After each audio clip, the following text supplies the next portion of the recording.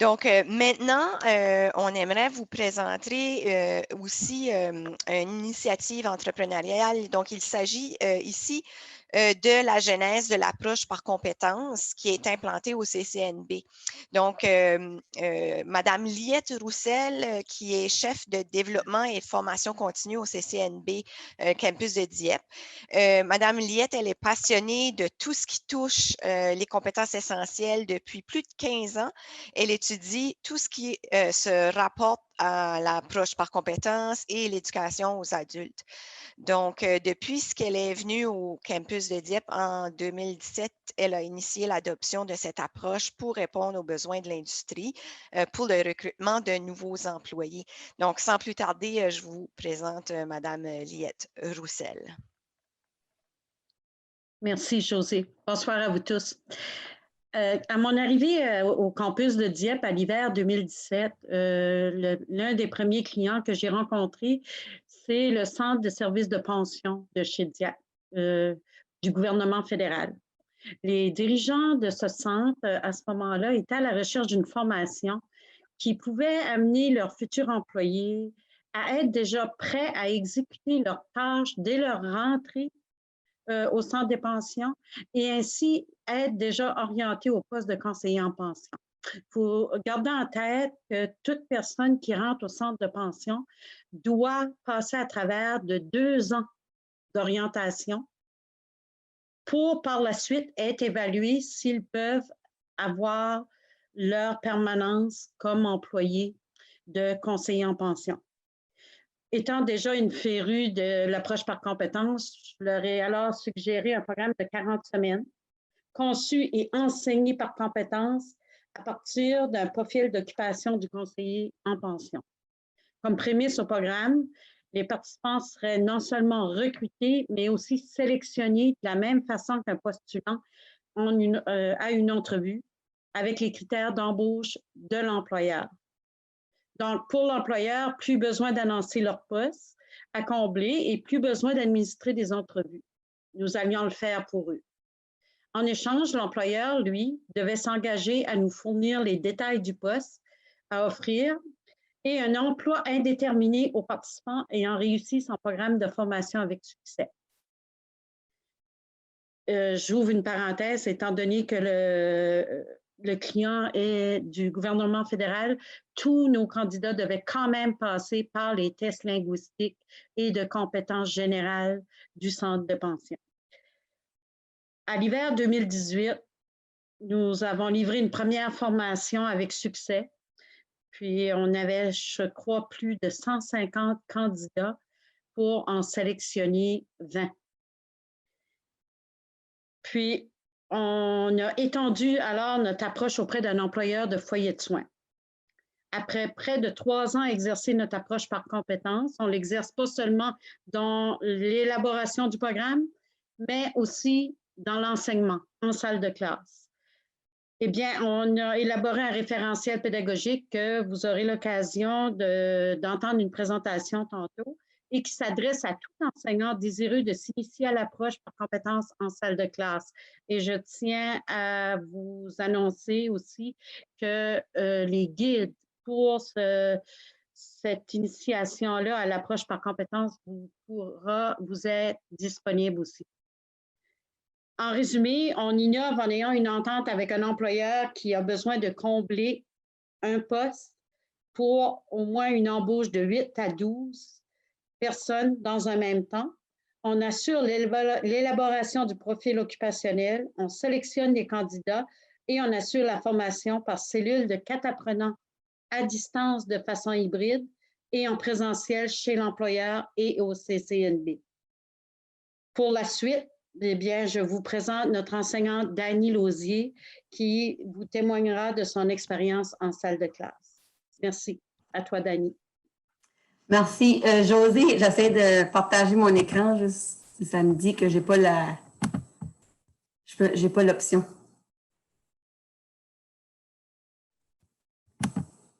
Oh, parfait. Bon, parfait.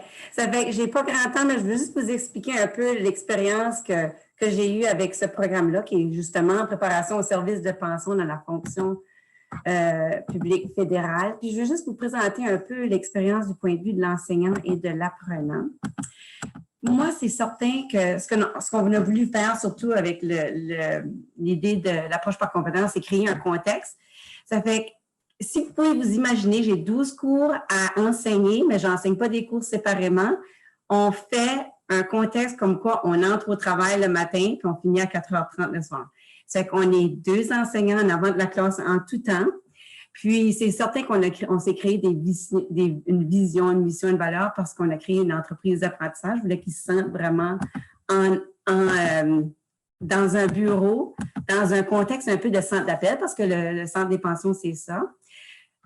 J'ai des photos ici, puis ça, c'est ma vraie classe. C'est comme ça qu'on organise nos journées. Vous allez remarquer ici en avant, là, c'est pas moi, c'est un apprenant. Souvent, ce qu'on fait, comme on fait ordinairement avec une équipe de travail, c'est pas tout le temps le superviseur qui est en avant de la classe, autant on va voir des employés, donc c'est ce qu'on a fait. On a recréé des comités comme le comité social, le comité bien-être, ça a été assez intéressant aussi, là, vous voyez, ma dernière cohorte était en anglais, puis ce gars-là, Marc, ben, il n'aime pas les chats, fait qu'ils ont fait un bonne fête avec les chats. Ça a été vraiment assez comique. Juste pour vous montrer un peu notre horaire, au lieu de diviser tout parmi 12 cours, plutôt on entre à 8h15, ils vont se préparer, être prêts à commencer à travailler à 8h30 et ensuite ils vont se faire des activités d'études de cas. Donc, si vous pouvez juste imaginer les hyperliens du centre des pensions, combien il y a de l'information là-dedans, je remets à l'apprenant de développer des études de cas. Ils vont développer des études de cas toute la semaine ce sera des simulations clients et ils vont se les passer le mardi après-midi, pouvoir travailler à développer et mercredi matin, la même chose. Et en soirée, en après-midi, les mercredis, là, on va faire la rétroaction. Donc, on va réviser tous ces cas-là. Les jeudis, on a fait des journées conférences, donc c'était à eux à apporter des conférenciers de la communauté. Si vous imaginez qu'est-ce que c'est de travailler au centre des pensions, on va répondre aux questions des pensions de l'armée canadienne, de la fonction publique en général et de la GRC. Donc, il faut aussi connaître les REER, il faut connaître les programmes de bénéfices médicaux, il faut connaître les taxes. Donc, c'est ça qu'ils vont apporter, toujours en lien avec ce qu'on apprend. Et puis, les vendredis, moi, ça a été vraiment incroyable. On a fait un club de lecture. Ils ont lu 5 livres leadership, avec comme sujet le leadership, puis on est assis là, puis on philosophe. Quand est-ce qu'on peut encore philosopher au jour d'aujourd'hui? Donc, même juste pour moi, ça a été un plaisir. Si je parle de didactique professionnelle, ben, l'apprenant est toujours au centre de son apprentissage. Si vous êtes dans notre classe, on est en team teaching, on va... J'ai un gros signe en avant de ma classe qui dit 1, 2, 3, action. Donc, vous êtes au centre de votre apprentissage. C'est vous qui décidez à quel point vous allez évoluer, avancer. Puis, il n'y a pas d'étudiants vraiment d'apprenants qui vont s'endormir parce qu'ils sont, eux, en charge de se développer pour remplir, oui, les objectifs, mais aussi pour se développer individuellement. Donc, on fait beaucoup un partage d'expérience, on développe l'intelligence émotionnelle, l'identité professionnelle et personnelle. Je leur dis, questionnez le statu quo, mais soyez capable aussi d'accepter le changement, être capable de grandir à travers ce qui est la grande famille du gouvernement fédéral. Puis là, je voulais simplement vous montrer une activité d'apprentissage qui démontre que, par exemple, ils vont m'envoyer des courriels tout au long de l'année. Je leur demande que ce soit fait de façon professionnelle. Mais ça, envoyer des courriels, c'est pris d'objectifs de 2 ou 3 différents cours. Et voici un genre de matrice d'évaluation qui est offerte déjà au début. Toute la théorie, puis toutes les évaluations, ces matrices-là sont offertes déjà aux étudiants, aux apprenants, dès la première journée. Donc, il n'y a pas de cachette. Ils sont évalués jour après jour sur leur savoir-faire et leur savoir-être. Puis ça, c'est exactement, la pondération est exactement ce qu'on utilise au centre des pensions. Donc, beaucoup d'échanges avec l'employeur pour que ce soit, le contexte devienne tellement réel. Je parle de l'enseignant comme coach et mentor parce que je dis toujours que je suis comme Arthur assis avec les chevaliers de la table ronde, puis je ne suis pas plus importante que Lancelot ou Perceval. J'ai une expérience à partager. Par contre, les 12 autres assis autour de la table ont tout tout autant une expérience. On est en évaluation constante. Chaque semaine, on va les évaluer avec ces matrices-là sur leur savoir-être, surtout, et leur savoir-faire. Puis, on aide à gérer les émotions. Je ne sais pas si vous savez, mais dans une classe, quand on fait le jeu d'être au bureau, il y a toutes sortes d'émotions qui se passent. Fait qu'on peut vraiment, s'arrêter et développer ces émotions, développer comment gérer. Je finis en terminant, je vous montre deux de mes apprenants qui ont voulu vous partager leur témoignage. Maintenant, ils sont au centre des pensions. Ils ont des emplois permanents. Ça n'arrive pas, ça, au Nouveau-Brunswick, que vous pouvez tout de suite commencer permanent au fédéral. Donc, ils sont là, font partie d'une famille de 500 employés et ils ont des bénéfices, 3 semaines de vacances payées. Donc, nous, c'est un succès incroyable. Puis, on devient vraiment proche. Puis, il faut qu'on bâtisse une équipe. Donc, quand on les envoie là, ils sont déjà une équipe. Quelle chance! C'est vraiment incroyable. J'espère, en tout cas, que je vous ai fait part un peu je vous ai partagé un peu ma passion. S'il y a des gens qui veulent échanger ou encore discuter avec nous, moi, je suis chanceuse, j'ai Liette comme chef de département. Elle me donne beaucoup de liberté créative. C'est ce qui fait qu'on fonctionne bien. Quand on fonctionne de cette façon-là, quand on enseigne de cette façon-là, quand on arrive chez nous, on a déjà tout fait nos évaluations, donc on n'a pas de travail à apporter à la maison, ce qui fait que vous pouvez demander à ma chef de département, on n'est pas brûlé, on pète le feu. Puis c'est tout ce que j'avais à dire, en espérant que ça vous a donné un peu le goût d'essayer ou de partager. Excellent, merci. Oui, c'est vrai, Dani, tu pètes le feu. Ça, c'est vrai. J'ai déjà assisté à un de tes cours. En tout cas, c'est merveilleux. Je tiens à vous dire que si vous êtes intéressé par cette approche-là, l'approche par compétence, Liette a parlé d'un référentiel tantôt. Vous allez l'avoir dans vos trousses là, à consulter. Ça fait que Liette, avec un collègue, là, ils ont monté une vidéo qui explique très bien là, ce référentiel-là. Ça fait que je vous encourage fortement à aller le consulter. C'est très intéressant. Donc, merci beaucoup à mes collègues. Maintenant, j'aimerais faire place peut-être quelques minutes si vous avez des questions, des commentaires ou quelque chose à nous dire. C'est là le moment de le faire avant de se quitter ce soir. Ça fait que vous pouvez même si vous avez des questions pour Marie-France qui est là aussi, qui est maître d'œuvre du symposium sur l'entrepreneurship, elle est là pour vous aussi. Donc, oui, Valérie Huppé, tu as une question. Est-ce que vous m'entendez bien? Oui, on t'entend bien. Bien. Symporium, super projet, félicitations. Réussir à mobiliser autant d'acteurs du milieu et de l'entrepreneuriat, je trouve ça wow. Ça va avoir pris quand même beaucoup de temps à organiser, mais c'est super. Mais j'avais une petite question, c'était sur, je ne sais pas qui peut me répondre, là, parce que c'était comme une vidéo, mais je pense qu'il y a des gens qui peuvent me répondre. Mais c'était sur combien de jours, puis il y a eu combien de jours? Puis ma deuxième question, comment vous avez fait pour avoir du monde lors de l'événement? Parce que nous, à Québec, on a déjà organisé des événements comme le Salon régional de l'entrepreneuriat jeunesse.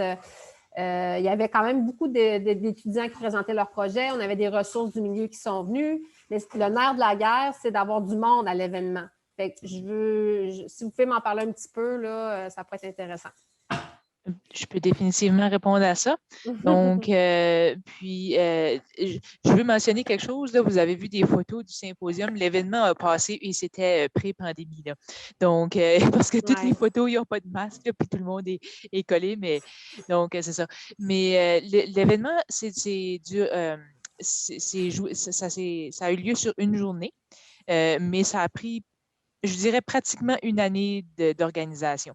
Je veux dire, sans compter les congés peut-être d'été puis des fêtes, là, mais pratiquement, là, je dirais un bon 9 mois là, d'organisation. Et puis,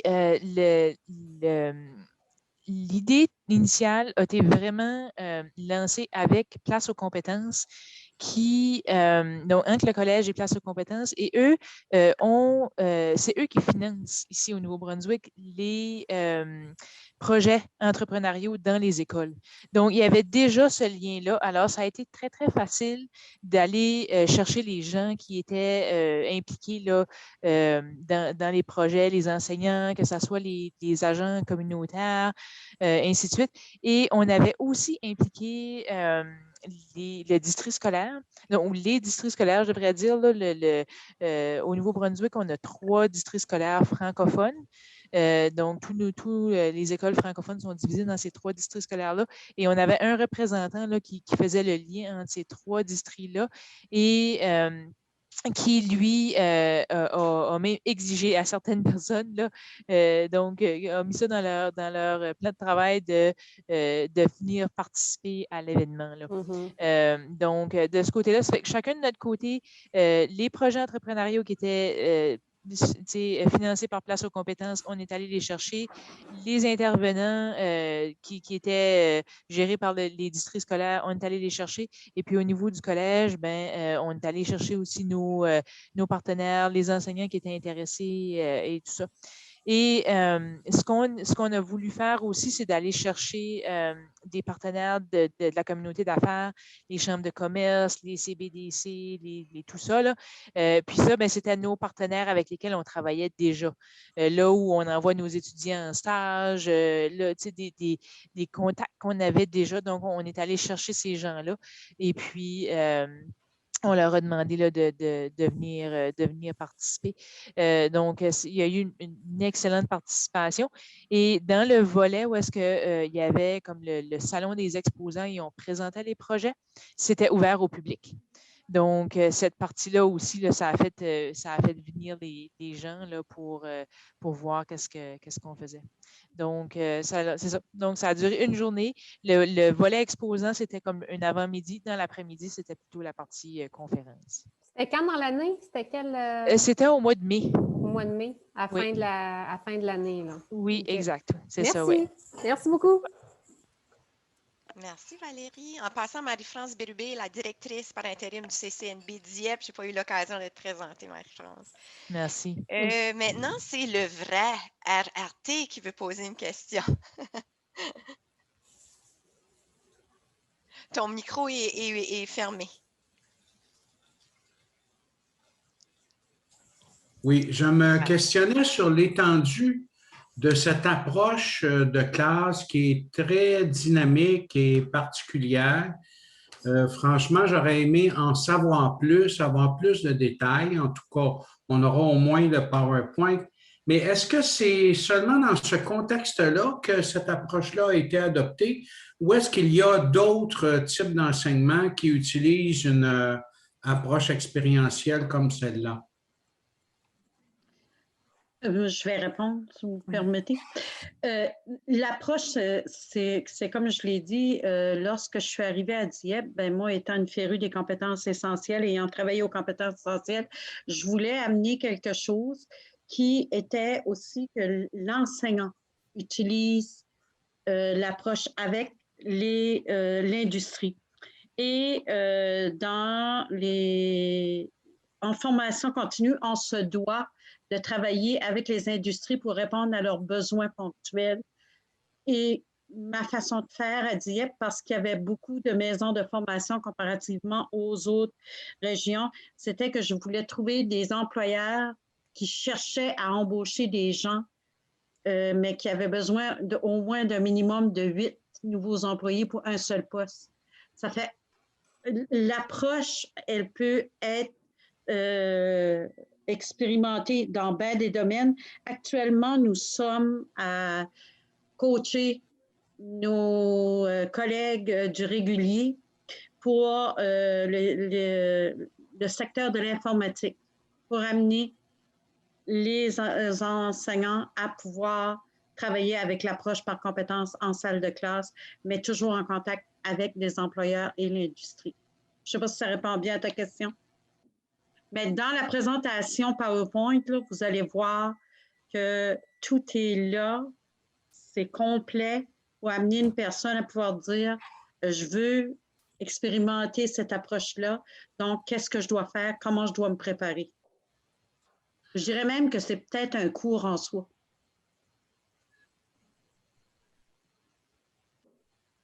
OK.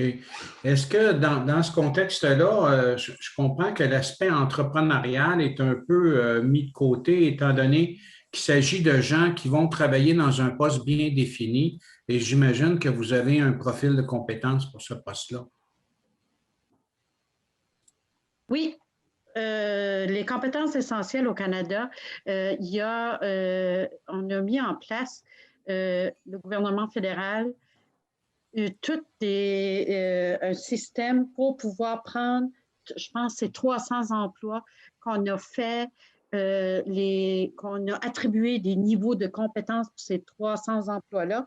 Et nous, on a la chance, moi, j'avais la chance d'avoir l'expérience pour pouvoir partir d'un profil occupationnel pour un poste, de valider selon l'employeur et de pouvoir aussi aller jusqu'au profil de l'employé qu'on désire. De là qu'on va faire de la sélection. Exemple, actuellement, notre partenaire est propriétaire de 3 foyers de soins et il désire avoir des proposés aux soins de former au moins 60 d'ici la fin de l'année 2021. Donc, on sait déjà où est-ce qu'on s'en va. Ce soir, je lisais un courriel d'une candidate qui est intéressée, mais cette candidate-là, il va falloir qu'elle passe à travers d'une entrevue, qu'elle passe à travers d'une évaluation pour avoir son profil d'employé. Et si ça rejoint les critères de l'employeur, elle est candidate à la formation et si elle réussit la formation, elle a une lettre d'embauche dès qu'elle termine.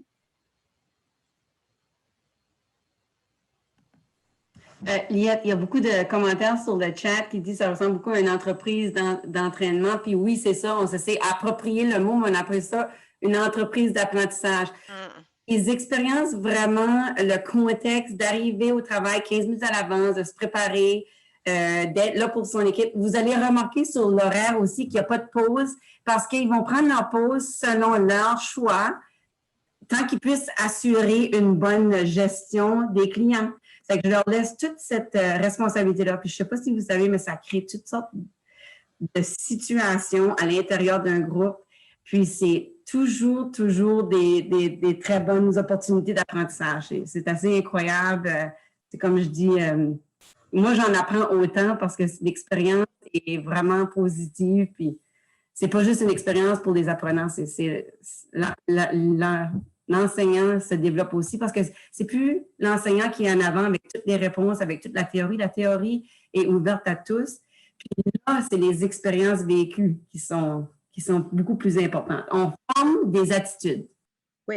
Moi, ce que je trouvais le plus intéressant à amener au collège communautaire, c'est que les étudiants à Dany, il faut qu'ils réussissent au moins 8 fois sur 10, 80 % comme les compétences, mais c'est les étudiants à tous les lundis qui se regroupent et qui disent « Voici les projets qu'on aimerait faire pour vous donner l'occasion de nous observer si nous maîtrisons les compétences que vous voulez qu'on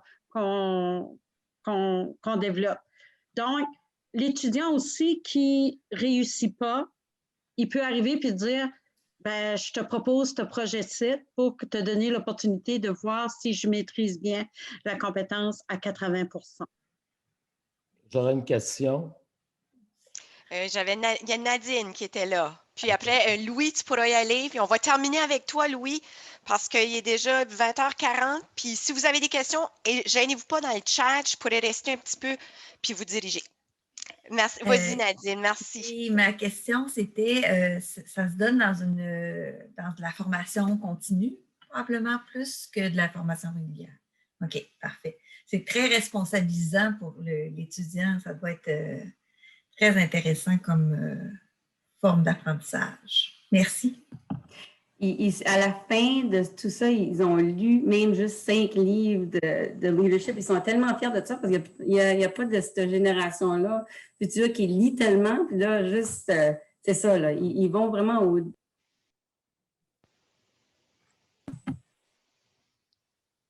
Merci, Dany. Louis, tu peux y aller avec ta question. Oui, Dany, une question qui s'adresse à Dany. J'ai trouvé ça très intéressant, ta présentation. Je me reconnaissais un Merci. peu dans le genre de pédagogie active que tu mets en branle. La question est quand même assez particulière que j'aimerais te poser, là. Comment tu te sens quand tu sors du cadre, on pourrait dire, du cadre pédagogique d'un cours complètement théorique, en Oui. emmenant tes étudiants directement sur le terrain puis les confronter à des situations réelles? On parle ici d'apprentissage expérimental, tu sais, l'expérience qui est là, qui fait foi. Comment tu vois Oui. ça? On nous a déjà dit, Aliette et moi, puis comme je dis, moi j'ai une chef qui me supporte en tout temps, mais on nous a dit qu'on allait faire éclater les murs du collège communautaire, puis même juste nos plans de leçons qui sont faits par l'ingénierie pédagogique, mais là, c'est pas des verbes d'action, donc en compétence, en approche par compétence, c'est qu'on doit tout refaire ce travail-là. À chaque année, je recommence tout, c'est tout à recommencer. Oui, j'ai un bagage d'expérience, mais j'ai besoin de revoir ma théorie, de me réajuster. Puis, je vais te dire, je peux pas c'est de l'improvisation bien souvent parce que quand tu penses qu'un apprenant va aller là, bien, il se rend là à la place, puis tu arrives avec une question, il faut que tu sois humble, être capable de dire, j'ai pas la réponse tout de suite, je vais aller te la chercher, être capable d'être mis dans des, tu sais, t'es déstabilisé. Il va dire, comme ma chef Liette dit toujours, on est totalement, tout le temps déstabilisé. Mais j'adore ça parce que ça me permet de faire, j'écoute des collègues de travail des fois qui sont dans une situation fatiguée, tout ça. Je ne vis pas la même expérience du tout parce que souvent, même des quiz, tu sais, je vais leur dire pourquoi moi je développerais le quiz. On va se mettre en équipe, vous allez développer des quiz. Puis là, vous allez passer le quiz. Puis là, vous allez corriger. Puis là, vous allez en discuter. Donc, oui, c'est vraiment. Donc, Il faut être humble. Tu rends l'apprenant actif de son apprentissage. Oui, C'est oui. comme ça, je le vois. En tout cas, bravo. Je sais que Oui. c'est très exigeant pour un prof. Ça peut être très, très déstabilisant aussi. Oui. Pour les collègues aussi qui te regardent aller. Là. Tu sais, des fois, ça peut être un peu difficile pour eux, mais je trouve ça très, très bien. En tout cas, je laisse la finale aux organisateurs. Merci. Merci beaucoup. Merci, Louis. Merci, Dany. Donc, ainsi se termine cette belle soirée-là. Je pense, je sais pas si vous êtes comme moi, là, mais on a la tête pleine d'idées. En tout cas, j'aimerais vous remercier sincèrement. C'était vraiment agréable. C'est la première fois que j'anime virtuellement comme ça. Habituellement, on est pas mal fixé. Je pense que ça a bien été. Vous êtes des bons spectateurs ou intervenants. Merci beaucoup. J'apprécie énormément.